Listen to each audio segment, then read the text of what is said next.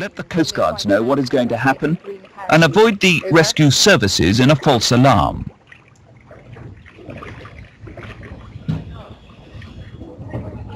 The VHF radio can be a valuable safety aid itself. A mayday call can quickly summon help on channel 16. The rescue services will need to know the name of the boat, the nature of the distress, and, most important, the position. Okay, well, let's get the life raft over. Mike and Alan, could you grab the handles? I'd like to throw it over on this side here. Just chuck it in. That's it. And now, can you pull the painter? Pull the painter towards you. That's it. Pull hard. Keep pulling. Keep pulling. That's it. Okay, Alison, can you get the flare pack? And we'll have this bag as well. Mike, you can take this bag, the blue bag. It is, yes, it's upside down. So what we have to do is get it the right way up. All right, let's see if we can lift this up here. It takes a good 30 seconds for the raft to take shape. With the roof inflated, it's quite easy to turn the raft the right side up. Okay, right, here's the hatch. In fact, I'll climb in and then you can come towards me. Okay, pull it towards me.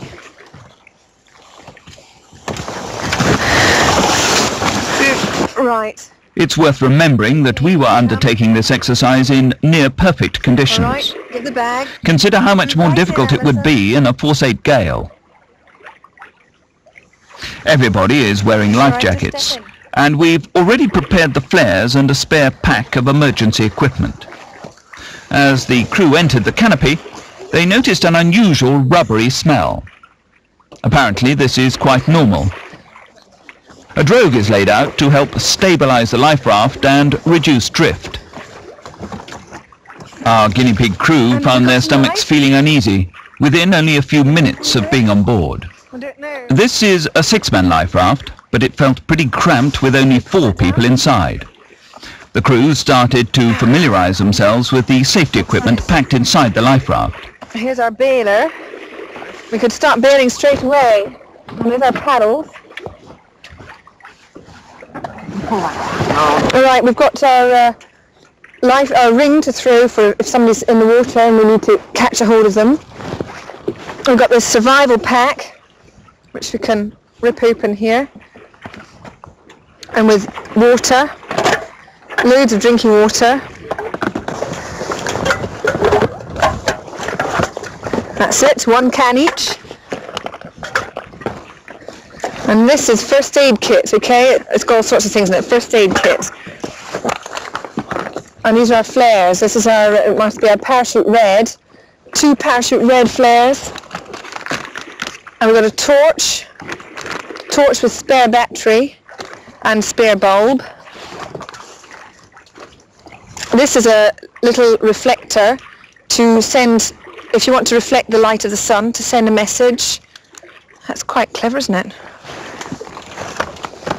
This is handheld flare, handheld reds, sponge and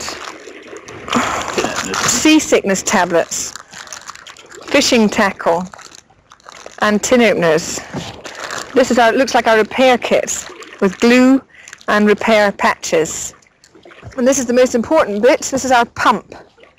So let's just start blowing the floor up now, can we? All right. We had already warned the Coast Guard that we were undertaking this exercise and asked their permission to let off some white flares.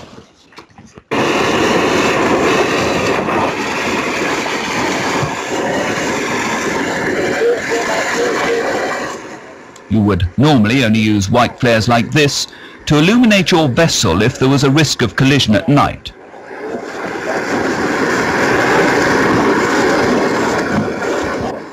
Various flares are available which give off bright red smoke. They're used to show your position in an emergency during daylight. The base has to be unlocked and twisted before being set off with a sharp blow. The unit is waterproof and burns for 50 seconds after being fired.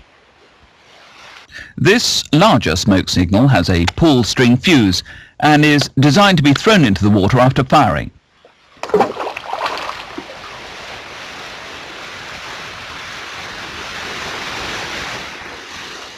It's particularly useful to help aircraft and ships pinpoint a sinking boat or life raft. Here we go, this is a dummy now. Top off, bottom off, pin out, and take the trigger mechanism here. Push it from there upwards, and that pushing sends the parachute whoosh right up into the air.